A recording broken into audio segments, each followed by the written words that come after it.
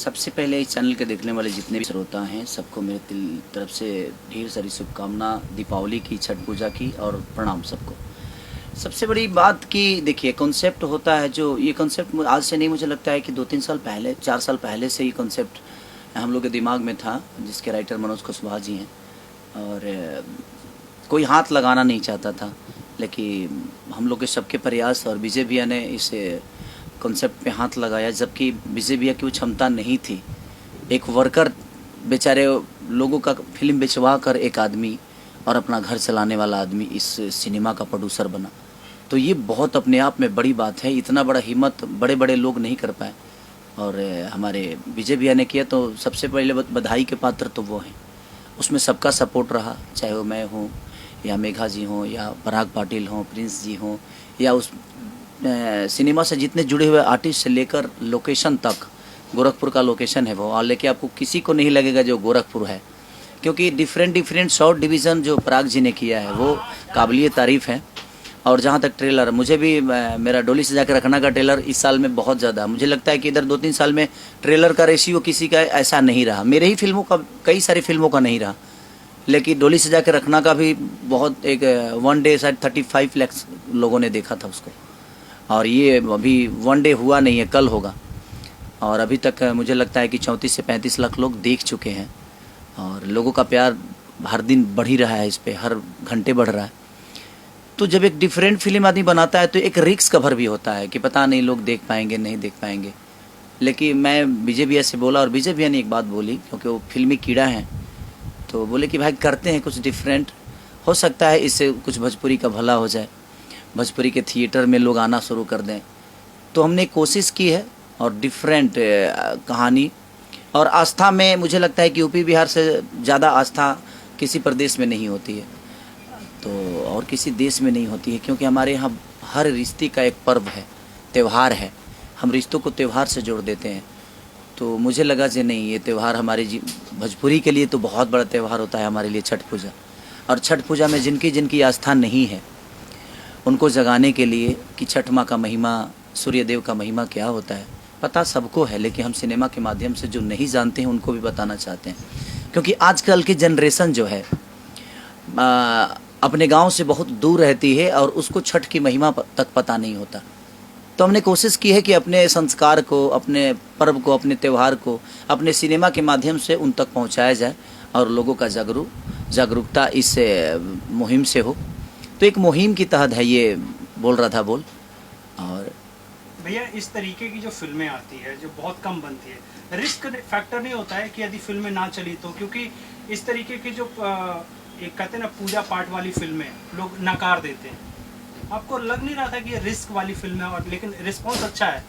हाँ, वही चीज़ें में हम बोल रहे हैं ना कि देखिए वही रिस्क लेना तो आज लोगों को अच्छा लग रहा है ना, कि डिफरेंट, देखिए आप रिस्क लेंगे तभी डिफरेंट आप कर पाएंगे। कोई भी आदमी जब लगातार छक्का मारता है ना, तो वो दुनिया के नज़र में एक ही दिन में हाईलाइट हो जाता है और एक ही दिन में अपनी अहमियत बता देता है कि हाँ मेरे पास स्टॉक है खेलने का। तो वही हम लोगों ने भी किया कि अगर आउट हो जाते तो शायद हमें समझ में आता कि शायद ये रिस्क लेना हमारे लिए ठीक नहीं रहा, लेकिन लोगों का प्यार रिस्क लेने पे ही मिला हमें।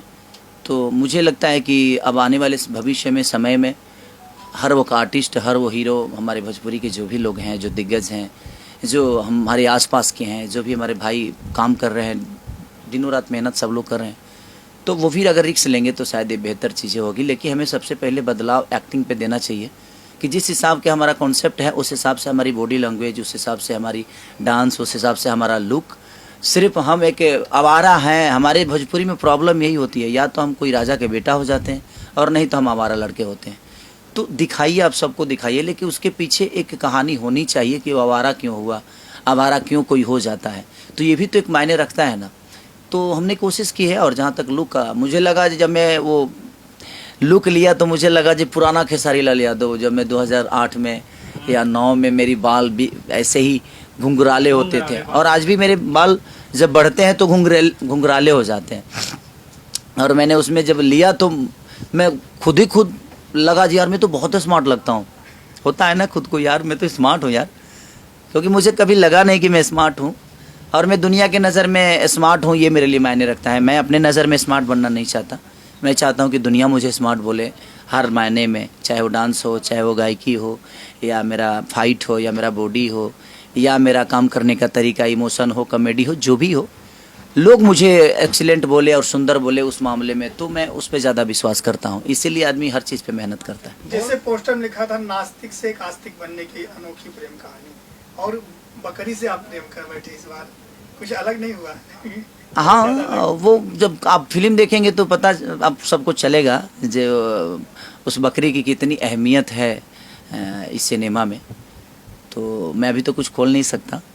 तो मेरे तरफ से हर आदमी वो बधाई के पात्र हैं, जितने भी उसमें करेक्टर, चाहे वो बीना पांडे जी हों, अवधेश जी हैं, क्या बोलते हैं, सुबोध जी हों, तो कहीं ना कहीं सबका एक हमारे मास्टर जी महेश आचार्य जी, हर आदमी ने अपना 110%। इनकेस विनोद भैया ने इतना बेहतर काम किया मेरे फादर के रोल में, इस तरह डोली से जाकर रखना में हमारा और उनकी केमिस्ट्री आप लोग देखे थे, मुझे लगता कि उससे भी बेहतर केमिस्ट्री हमारी और उनकी, बोल रहा था, बोल में है। और मज़ा आता है उनके साथ काम करके भी मुझे। तो हमारे भोजपुरी के सारे लोग बहुत अच्छे एक्टर हैं। अब उनके साथ काम करने पे एक चैलेंज भी हो जाता है, क्योंकि वो लोग सीनियर हैं हमारे। तो सीनियर के साथ काम करने में एक चीज़ें तो हमेशा आपको डाउट होती है कि भाई ये आदमी कहीं से कहीं खेल जाएगा, हमें क्या करना होगा। तो मज़ा भी आता है और उन लोगों से कुछ सीखने को मिलता है, और आदमी दे भाई सीख रहा है। लोग कह रहे हैं, विजय भैया ने, इस फिल्म के जो प्रोड्यूसर हैं, वो कह रहे हैं कि इस फिल्म को छठ पूजा के मौके पर बिहार में रिलीज किया जाएगा। क्या कहते हैं आप इसको लेकर? क्योंकि छठ का बहुत महिमा है उस सिनेमा पे, और छठी मैया का एक आशीर्वाद है हम लोग, और छठ पे रिलीज हो रही है इसीलिए क्योंकि हमारे यहाँ कहीं ना कहीं छठ महान पर्व माना जाता है, इसीलिए बिहार में छठ पे रिलीज हो रही है। और छठ से जुड़ा हुआ वो पूरा सिनेमा है, तो लोगों को अच्छा लगेगा। एक नास्तिक से आस्तिक बनने वाला आदमी कैसे छठ की महिमा को अपना लेता है, और उसके जीवन में छठ सबसे बड़ा हो जाता है। किस तरीके से देखते हैं? सुपरस्टार और भी आ रहे हैं, क्योंकि विजय भैया ने कहा है कि भाई जिसमें जिस पे जिगरा होगा वो सिनेमा घर में टंगेगा। क्या लगता है, आपकी फिल्म चैलेंज देगी बॉक्स ऑफिस पर? क्योंकि रिस्पांस मैं जब थिएटर पे कवर करता हूँ तो वहाँ पे खेसाड़ी नाम का लोग टैग बनाते हैं, कहते हैं कि भाई फिल्म चाहिए तो खेसाड़ी की, लेकिन कुछ और लोग हैं इस लाइन में कि छठ पूजा में वो भी आ रहे हैं। खेसारी लाल यादव वो भी मेरे अपने ही हैं, वो भी हमारे भोजपुरी के बेटा हैं। तो सब लोग के चले, मैं देखिए, मैं किसी को चैलेंज में नहीं रखता। सच पूछिए तो मैं किससे लड़ूं? अपनों से लड़ना मुझे नहीं आता, और मैं कभी अपनों से लड़ा नहीं। हाँ, जहाँ कहीं बात विवाद हो जाती है तो बात, अगर पिता एक पुत्र को बोलता है, चाहे पुत्र अगर पिता को बोलता है, तो बातें तो वहाँ भी हो जाती है, वहाँ भी थोड़ी सी अनबन होती है, क्योंकि सवाल जब आते हैं तो जवाब तो आदमी देगा ही, चाहे वो कोई भी हो, चाहे वो पिता हो या पुत्र हो, या पुत्र हो या पिता हो।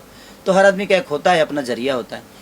तो मैं किसी से लड़ने के लिए नहीं, मुझे लगता है कि भोजपुरी को बड़ा करने पे हमारा ज़्यादा फोकस होना चाहिए, और हम बेहतर हैं ये हमें बताने की ज़रूरत नहीं है, लोग खुद ही बता देंगे कि कौन कितना बेहतर है। और सब लोग प्यार देते हैं मुझे, मैं अपने आप को बेहतर कभी नहीं माना, मैं तो सिर्फ एक बेटा की तरह लोगों का प्यार पाने की कोशिश करता हूँ, और यही मेरी सफलता है कि मैं सबको अपना पिता मान के और लोगों का अपना गार्जियन स्वरूप, जो भी हमारी माता बहन बेटी हैं, सबको अपना समझ के मैं अपने जीवन को चलाने की कोशिश करता हूँ। तो चैलेंज तो सबके लिए होता है। देखिए, प्रतिनिधि जो होता है कहीं ना कहीं वो भी अपने जिगरा से मेहनत कर रहा है, मैं भी कर रहा हूँ। अब किसको कितना प्यार और सम्मान मिलता है ये तो वक्त बताएगा, लेकिन मुझे अपने लोगों पे विश्वास है, उस जनता पे विश्वास है, उस भगवान पे विश्वास है कि वो भगवान मुझे नाराज़ नहीं करते हैं। बाकी क्या होता है वो तो आने वाला वक्त बताएगा। सेंटर पे जब हम लोग रिव्यू करते हैं तो एक सवाल पूछा जाता है, बार बार दागा जाता है कि खेसारी लाल यादव थिएटर में प्रमोशन करना बंद कर चुके हैं, वो नहीं आते। इसको लेकर मैं काफ़ी बार झूठ बोल चुका हूँ, मुझे सुनना पड़ जाता है कि भाई खेसारी जी क्यों नहीं आ रहे। इसको लेकर रिएक्शन नहीं, उसका रीज़न है भाई कि हम नहीं जा पाते हैं, क्योंकि थिएटर में हम जाते हैं तो इतनी भीड़ और क्राउड हो जाती है कि वहाँ का प्रशासन हमें सपोर्ट नहीं कर पाता है, और प्रशासन सपोर्ट नहीं करता है तो कुछ उल्टा सीधा चीज़ें हो जाती है, किसी को चोट लग जाती है फ़ोटो सेल्फी लेने के चक्कर में। तो इसकी वजह से आज की डेट में आदमी थिएटर जाना बंद कर दिया है, क्योंकि वो हमें पुलिस प्रशासन का सपोर्ट नहीं मिलता है। अब प्रशासन हमारे लिए 1.5 घंटा तो बैठेगा नहीं, हमारे सिनेमा के लिए तो आएंगे नहीं। भाई बिहार की प्रशासन है तो उसका अपना भी तो काम है, तो उसमें भी हम दबाव नहीं दे सकते हैं। लेकिन जिस दिन बिहार सरकार सिनेमा को लेकर, इंटरटेन को लेकर सक्रिय होगी, तो मुझे लगता है कि हम बहुत जल्दी सबसे मिलने की फिर से कोशिश करेंगे और फिर से जाकर और लोगों का प्यार और नज़दीक से जाकर उनके बीच में सिनेमा देखकर हम अपना सिनेमा का एंजॉय करेंगे। छठ पूजा के लिए कोई मैसेज देना चाहेंगे बोल रहा था बोल के लिए? बस मैं आप सबसे यही कहना चाहता हूँ कि आप अपना प्यार और आशीर्वाद बोल रहा था बोल को इतना दीजिए कि हमारी आस्था है उसमें, अब हमारी आस्था कभी कमज़ोर नहीं हुई है। और जहाँ तक छठ पूजा का सवाल है, छठी मैया का आशीर्वाद जिसको भी मिला है वो बहुत बड़ा बना है। तो बस छठी मैया की गुणगान से एक नास्तिक से आस्तिक बना है कैसे, छठ के महिमा की वजह से। आप ज़रूर देखिए, तब समझ में आएगा कि हमारी छठ की महिमा क्या है।